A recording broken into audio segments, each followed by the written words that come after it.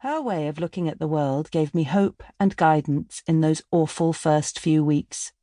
Her scientific approach to life, rooted in fact, was so refreshing and calm.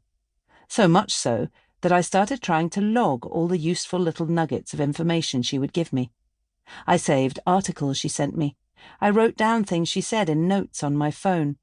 I even started to seek out scientific studies on my own, not only for my future dumped self, but for the many coffees, movie nights, and meals ahead I knew I would have with my fellow heartbroken friends.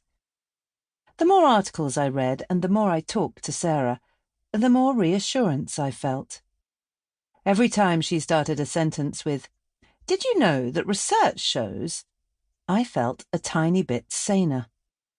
There was such relief in hearing that the sensations I was experiencing were not down to madness or weakness. They were not me being melodramatic or silly or naive. Each fact and each study I read made me realize that I wasn't personally having some overly dramatic reaction or breaking down. This was my body and my brain recovering from a real, documented, and scientifically recognized impact. In fact, in a way, the process I was going through was what made me, along with every other human on the planet, so brilliant, rather than making us weak. I had a chemistry teacher once who told our class that when he got into debates with his more poetic friends, they would become frustrated about how analytically he saw the world, how scientists dissected everything and didn't look at something like a beautiful rose and just say, "Wow, that's so stunning and magical." "But don't you see," he said to his class full of cynical teenagers, "the atoms and molecules that make up that rose, the pigment that makes it red and not pink, the chance of it blooming or existing at all in the minuscule strip of livable atmosphere that skirts the outside of our planet, are what make it so much more mind-blowing to look at." For once, I think our entire class was listening.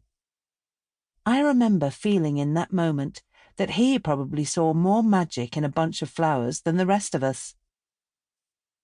Now, I am as guilty as the next person of reading trashy magazines and crying along to breakup songs.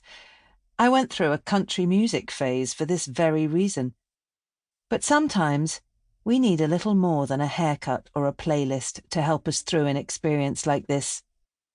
Sometimes we need something more solid to hold on to. Understanding what was happening inside my body and mind not only helped me to be kinder to myself, but also steered me towards some helpful coping strategies. Our instincts are not always the best during this time, so a little help from the world of science can be a useful tool.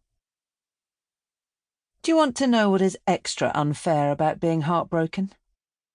Our IQ actually decreases. Our logic and reasoning are impaired, and our judgment is altered. I know! What a treat! Like we haven't got enough to deal with right now. Studies on how emotions affect logical reasoning show that the state we are in when we are heartbroken has a clear effect on our performance in even relatively simple tasks. Our competence actually goes down. We are also more likely to draw illogical conclusions as our emotions continue to have an impact on our reasoning. And on top of this, studies on negative emotional states and their influence on logic show that any beliefs we have going into a task or scenario are more likely than usual to outweigh our normal powers of deduction. A heartbroken person is a biased, illogical muddle, scientifically speaking. If ever I needed my brain to be working at full capacity, it was in those first few post-breakup weeks. I could have done with some increased reasoning, thank you very much, but apparently that is not the way it goes. Not only are we navigating painful new terrain, but we are actually less clever as we do so.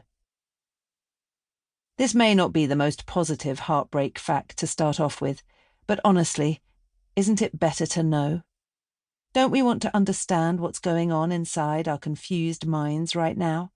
To know that as we struggle more than usual in this difficult time, there is a reason for it?